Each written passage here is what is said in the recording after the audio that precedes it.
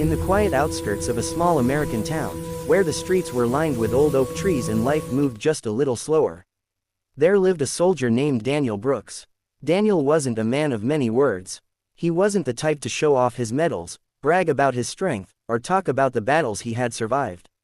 No, Daniel was simple, humble, and deeply loyal to his country, and to someone even more important.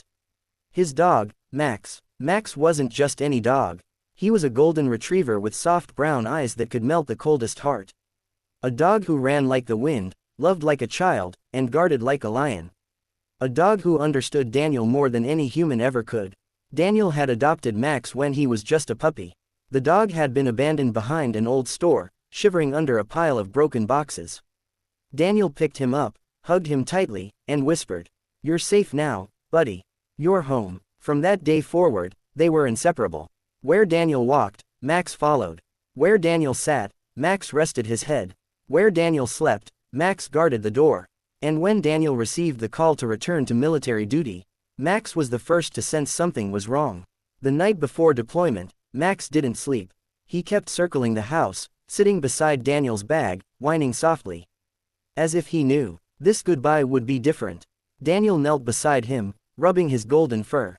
"Buddy, I'll be back. I promise. You just wait for me, okay?" Max licked his hand. Daniel smiled, but inside, he felt a strange heaviness. A fear he had never felt before.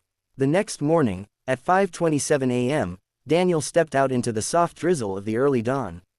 His military truck waited outside the gate. He took one last look back.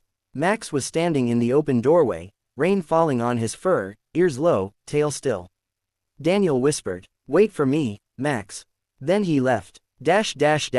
Chapter 2. The days of waiting.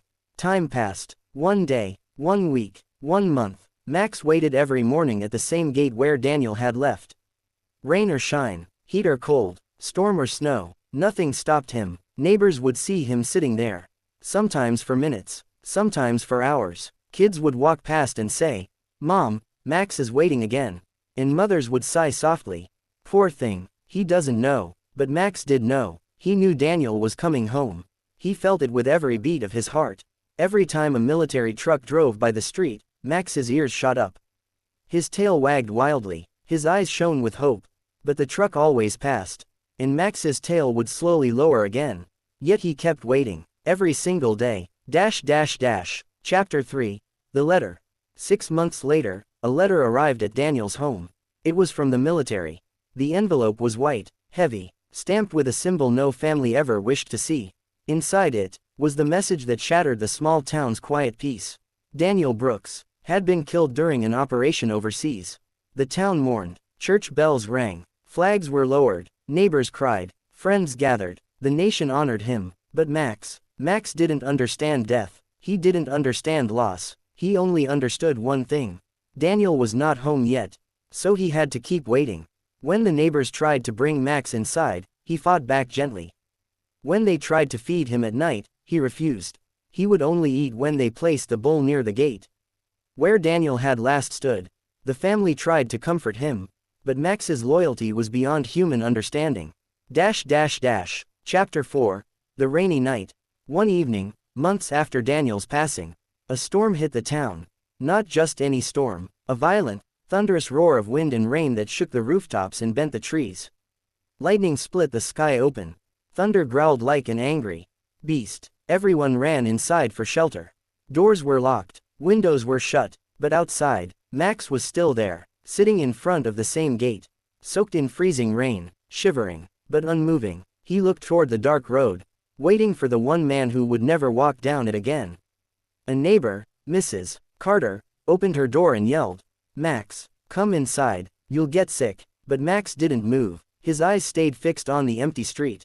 The storm grew stronger. Trees cracked, wind howled, water flooded the sidewalks. Yet Max stayed, for hours, until suddenly, through the rain, through the mist, through the thunder, Max heard something. Soft footsteps, slow, familiar. His ears perked, his tail twitched. He stood up, his heart raced wildly. Could it be? Was it real? Was Daniel finally home? Max took one step forward, then another, and then he saw the figure. A man, walking slowly towards the gate. In uniform, Head lowered, Max barked loudly. He ran toward the figure, tail wagging, crying with joy. He jumped, trying to lick the man's hands. But the man didn't react. He didn't touch Max. He didn't bend down. He didn't pet him. He simply walked forward, silent as the rain. Max circled around him, jumping, crying, shaking. But the man kept walking.